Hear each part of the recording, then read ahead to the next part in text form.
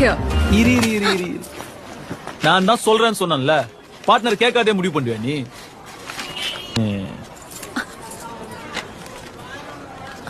மாறி இந்தம்மா தங்கச்சி இது ரொம்ப அதிகமா இருக்கே சார். எங்க கடை ஸ்பெஷல்மா அதுக்கான ரேட் நீ கொடுத்தானே ஆகணும்.